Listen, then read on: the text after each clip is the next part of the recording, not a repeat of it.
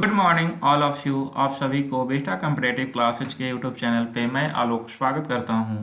और आज हम लोग 16 दिसंबर के करंट अफेयर्स देखेंगे जो आपके लिए काफ़ी महत्वपूर्ण है।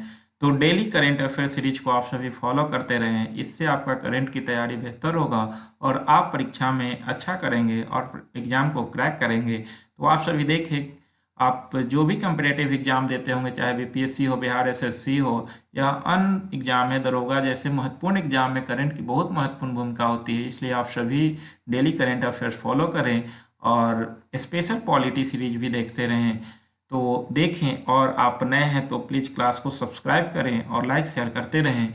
इसी के साथ आगे चलते हैं हम। तो आज भी आपके लिए एक लाइन जो आपको मेहनत करने के लिए मजबूर करे।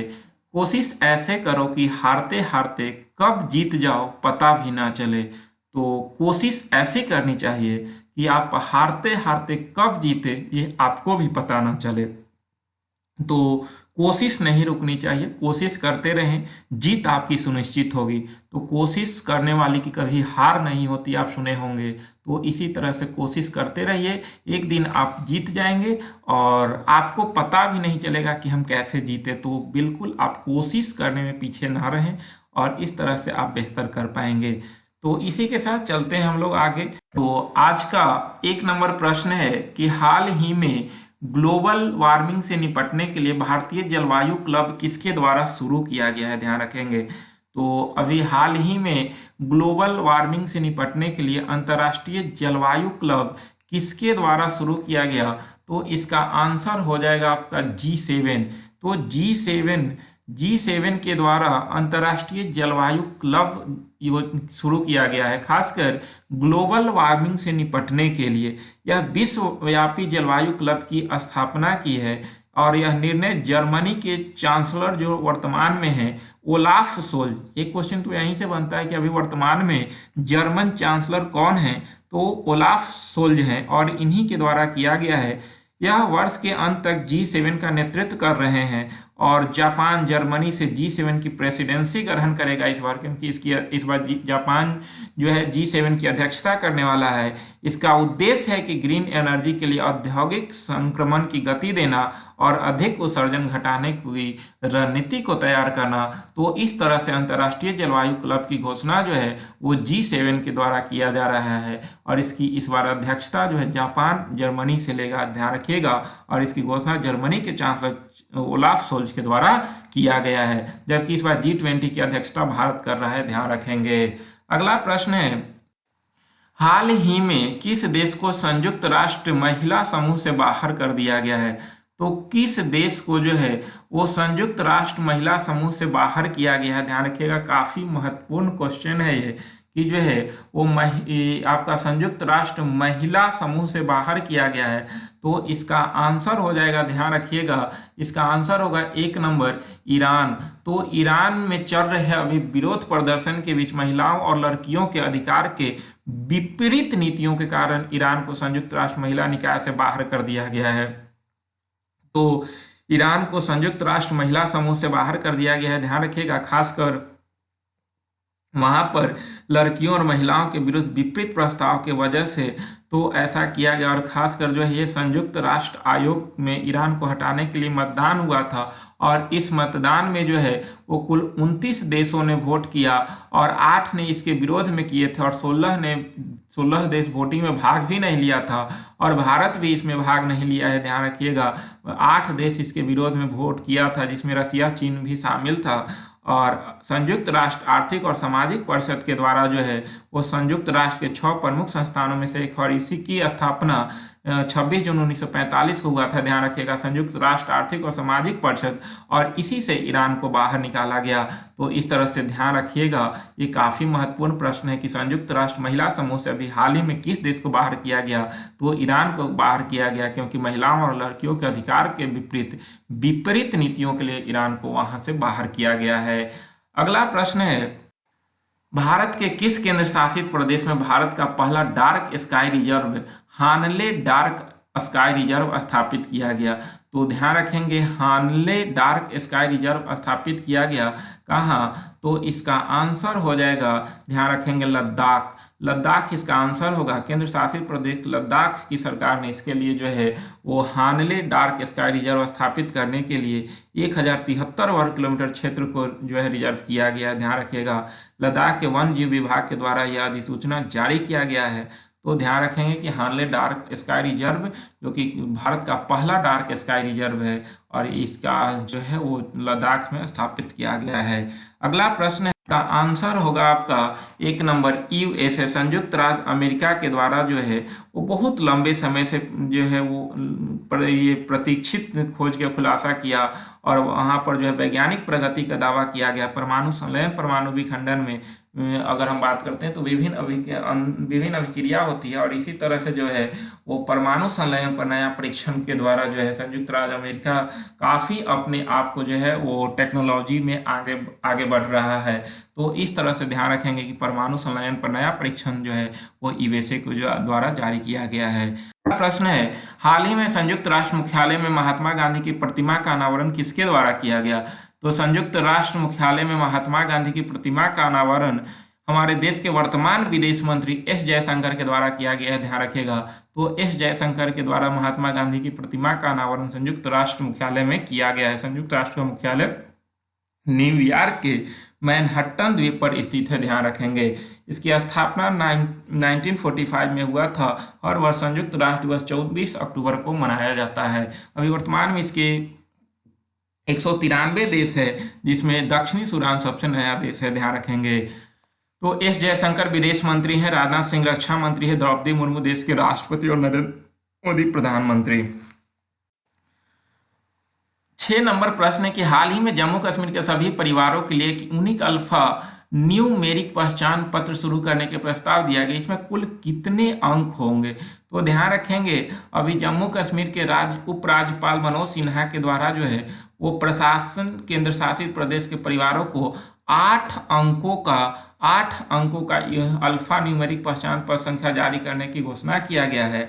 इसका उद्देश्य है कि सामाजिक सुरक्षा कार्यक्रमों को तेजी से और पारदर्शी रूप से लागू किया जा सके। इसी उद्देश्य के तहत इसका जो है वो शुरुआत किया गया है जम्मू के उपराज्यपाल मनोज सिन्हा के द्वारा। ध्यान रखेंगे। अगला प्रश्न, हाल ही में किस दक्षिणी अमेरिकी देश में आपातकाल की घोषणा की गई? तो आपातकाल की घोषणा की गई है, काफी महत्वपूर्ण क्वेश्चन है। दक्षिणी अमेरिकी देश है, दक्षिणी अमेरिका की देश है, इसका नाम है पेरू, जिसकी राजधानी लीमा है। तो काफी जो है यहाँ पर राजनीतिक उठापटक हो रहा है। अभी कुछ ही दिन पहले हम लोग देखे थे कि वहाँ के पूर्व राष्ट्रपति पेड्रो कैस्टिलो को हटाया गया था और पेरू की पहली महिला राष्ट्रपति जो है वो आप देखे थे कि जो है पेड्रो डीना बोलुआर्टे बनी थी। तो पेरू की पहली महिला राष्ट्रपति जो है वो डीना बोलुआर्टे बनी थी। उससे पहले जो है वो आपका पेड्रो कास्टिलो, और इन्हें हटाकर जो है इन्हें बनाया गया था पहली महिला राष्ट्रपति के रूप में। लेकिन फिर भी वहाँ की राजनीतिक स्थिरता जो है वो शांत नहीं, वहाँ पर काफ़ी जो है हंगामा हो रहा है। इसी बीच वहाँ के सरकार के द्वारा जो है वो आपातकाल की घोषणा किया गया है। तो ध्यान रखेंगे कि दक्षिण अमेरिकी देश में आपातकाल की घोषणा किया गया, तो इसका आंसर पेरू हो जाएगा। अगला है कि हाल ही में कौन से एनर्जी ट्रेडिंग प्लेटफॉर्म भारत का पहला कार्बन न्यूट्रल पावर एक्सचेंज बना है? तो प्लेटफॉर्म भारत का पहला कार्बन न्यूट्रल पावर एक्सचेंज बना है। तो इसका आंसर हो जाएगा, ध्यान रखिएगा, बी नंबर IEX।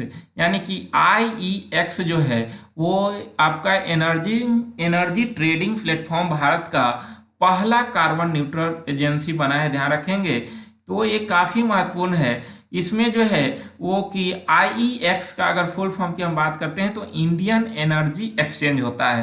तो IEX के द्वारा एक्सचेंज बना है, जो कि एनर्जी ट्रेडिंग प्लेटफॉर्म भारत का पहला कार्बन न्यूट्रल पावर एजेंसी है, IEX है, यानी कि इंडियन एनर्जी एक्सचेंज है। इसमें है कि जो कार्बन इमिशन को कम या ऑफसेट करके मार्किंग बेस्ड व्यापार योग्य उपकरण का उपयोग कर रहा है।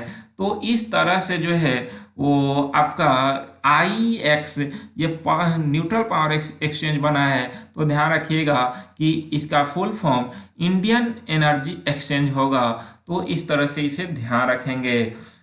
खासकर ये सब जो कुछ भी किया जा रहा है तो ग्लोबल वार्मिंग को कम करने के लिए जो है इस तरह के जो है वो इस तरह की व्यवस्था को अपनाया जा रहा है, तो इसको ध्यान रखेंगे आप सभी। अगला प्रश्न है, भारत के किस कंपनी को हाल ही में जीएमआर दिल्ली एयरपोर्ट अवार्ड द्वारा safety perform of the year award से सम्मानित किया गया? तो जीएमआर दिल्ली एयरपोर्ट अवार्ड द्वारा safety perform of the year award से सम्मानित किया गया है किसे? तो स्पाइस जेट को। स्पाइस जेट को यह पुरस्कार से सम्मानित किया गया है, ध्यान रखेंगे। और लास्ट क्वेश्चन है आज कि तवांग भारत के किस राज्य में है? तो काफी चर्चा में है अभी तवांग, तो तवांग भारत के किस राज्य में है? तो ध्यान रखेंगे, आप सभी को पता होगा कि इसका आंसर अरुणाचल प्रदेश हो जाएगा।